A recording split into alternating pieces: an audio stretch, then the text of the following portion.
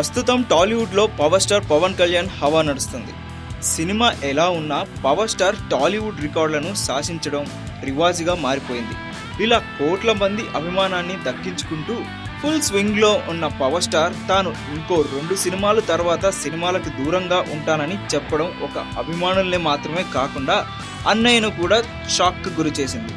అందుకే తమ్ముడు సినిమాలకి దూరం కావద్దంటూ సర్దార్ ఆడియో ఫంక్షన్లో మెగాస్టార్ కూడా పవర్ స్టార్కి సలహా ఇచ్చాడు.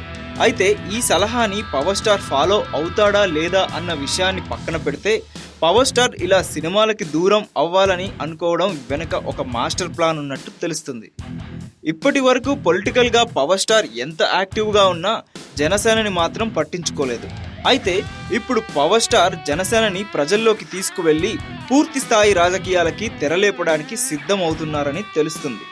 ఇంకా ఎన్నికలకు 3 ఏళ్ల గ్యాప్ ఉండటంతో ఈ 3 ఏళ్ల కాలంలో 2 సినిమాల్ని ఫినిష్ చేసి మిగిలిన సమయం అంతా జనసేనకి కేటాయించడానికి పవర్ స్టార్ సిద్ధమయ్యారట. వచ్చే ఎన్నికల్లో ఎలాగైనా చీఫ్ మినిస్టర్ కావాలన్న టార్గెట్ తోటే పవర్ స్టార్ ఇలాంటి ఎత్తు వేసినట్టు తెలుస్తుంది. పవర్ స్టార్కి ఉండే సినిమా గ్లామర్కి, ఫ్యాన్ ఫాలోయింగ్కి కాస్త పొలిటికల్ పవర్ కూడా యాడ్ అయితే పవర్ స్టార్ టార్గెట్ రీచ్ అవ్వడం అంత కష్టమేమీ కాదు. మరి పవర్ స్టార్ ఎత్తుగడ ఫలించి వచ్చే ఎన్నికల్లో కింగ్ మేకర్గా మారుతాడో ఏమో చూడాలి.